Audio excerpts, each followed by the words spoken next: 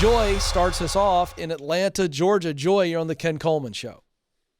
Good afternoon, Coach Ken. Yeah, hey, I like that. I just need a whistle. I need a whistle. Joe would not like that, but I think it would be fun.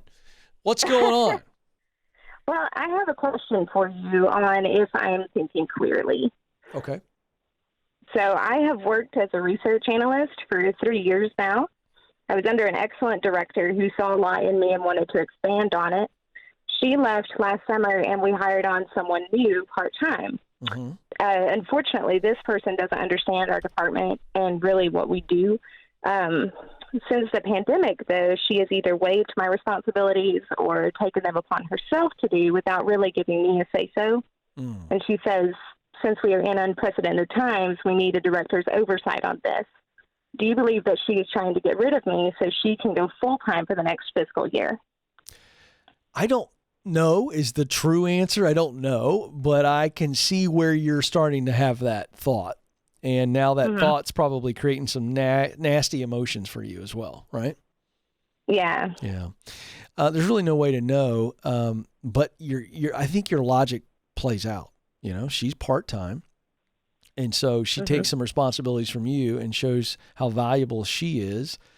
And then is she trying to build a case so she can make the case that she can do your stuff and that, you know, that gets her the full-time job? So I think that's very logical. What we don't know is if that means she wants to get rid of you or she just wants to move herself into a full-time. So I think one of the things you need to do is your best, and this is a tricky situation, but do your best to really try to build your relationship with her and see if that works. Mm-hmm. Is she remote, you said? No, she works part-time. She's just part-time. What's your relationship like with her? We work side by side, and she pretty much does her own job as herself, and I do my own job. But since the pandemic, I mean, I haven't really had that much to do, even though I've been coming to the office. I'll do whatever she tells me to do, though. Yeah, but I'm saying your relationship, do you have a warm relationship? Would you call it lukewarm? Would you call it chilly? Is it frozen? That's what I want to know. Oh, I would say it's probably lukewarm.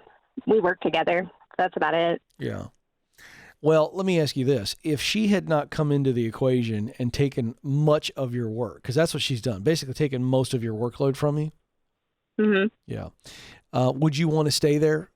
Absent of that former leader who was a great leader and really valued you, would you want to stay? Even let's just assume that leader's gone and this person is not in place. Would you want to stay, or would you be looking for a better opportunity, a ladder?